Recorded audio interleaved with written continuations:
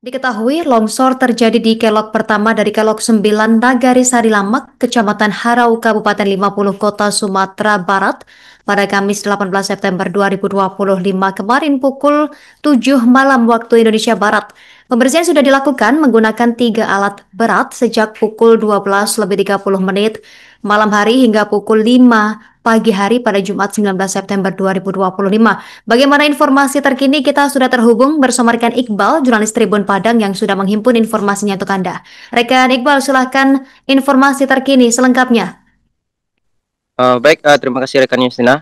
Ya benar, telah terjadi longsor yang menimbun badan jalan yang lebih tepatnya berada di perbatasan Sumbar Riau, dan akibatnya jalan atau arus lalu lintas putus total pada Kamis 19.00 waktu Indonesia Barat atau jam 7 malam.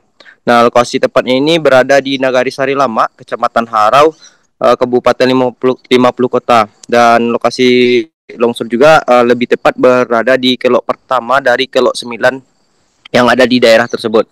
Nah, pernyataan tersebut disampaikan langsung oleh Kepala BPBD 50 Kota, Rahmadinol, saat dihubungi Tribun Padang.com pada Kamis malam. Nah, kejadiannya sekitar pukul 7 malam, ungkap Rahmadinol melalui via telepon WhatsApp. Nah, ia menjelaskan lokasi timbunan longsor berlokasi tepat di kelok pertama dari kelok 9.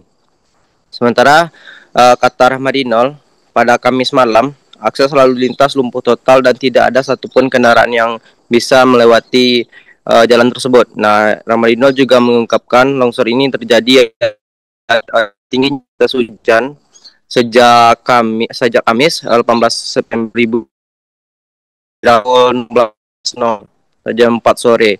Nah, longsor tersebut terjadi sekira pukul 7 malam, sehingga arus lalu lintas lumpuh total, dan kemacetan juga terjadi sekitar setengah 8 malam itu hingga selesai pada pukul 5 pagi. Dan untuk pengerjaan sendiri diketahui berdasarkan pantauan Tribun Padang.com di lapangan, yaitu pembersihan menggunakan alat berat sebanyak 3 alat berat. Yang pertama datang sekira pukul setengah 1 pada Jumat 19 September 2025. Nah, dan alat berat kedua datang sekitar jam 3 pagi itu pada Jumat juga 19 September 2025 untuk membantu proses pembersihan material dari arah berlawanan. Dan alat pertama itu dari PUPR dan kedua dari Tentara Indonesia atau TNI. Dan terakhir itu sekitar setengah 4 datang lagi alat tambahan yang lebih besar karena ada batu besar dari material longsor yang jatuh. Dan sudah datang setengah 4, dan hasil pengerjaan berhasil dilakukan sekira pukul 5 pagi pada Jumat 19 September 2025. Dan untuk diketahui material longsor yang jatuh di kelok pertama dari kelok 9 tersebut berupa beton, rangka besi untuk penahan tebing tersebut, dan tanah liat, ada juga tanah yang berkapur, dan beberapa tiang listrik dan tiang lampu juga roboh, termasuk juga pembatas jalan juga roboh akibat tertimpa dari longsor. Nah, kurang lebih diperkirakan panjang dari longsor tersebut sepanjang 5 meter, dan saat penanganan pembersihan itu alat berat juga cukup kesulitan karena alat beratnya berukuran yang kecil dan yang diangkat itu beton dan batu yang besar, sehingga cukup lama melakukan proses pembersihan.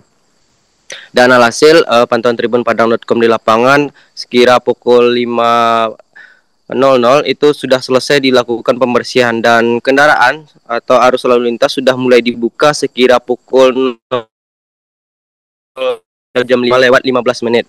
Dan kendaraan pertama dibuka datang arah Jauh menuju Payakumbuh. Dan mengapa kendaraan tersebut dibuka dari arah atas terlebih dahulu? Berdasarkan keterangan pihak kepolisian setempat yang mengatur lalu lintas itu mengatakan kendaraan yang datang dari arah Pekanbaru menuju Payakumbuh itu sangat banyak dan berhimpit, sehingga lebih diprioritaskan karena kondisinya jika dibiarkan akan lebih macet lagi. dan proses itu berjalan hingga pukul 6 pagi. Barulah kendaraan dari bawah menuju atau dari arah Pekanbaru menuju dari arah Payakumbuh menuju Pekanbaru itu diberangkatkan atau dijalankan. Dan hingga pukul 7 pagi itu kendaraan atau sampai 7.30 kendaraan sudah bisa melewati dari dua arah, baik dari arah Payakumbuh menuju Pekanbaru maupun dari arah Pekanbaru menuju Payakumbuh. Dan di lapangan juga terpantau material longsor ini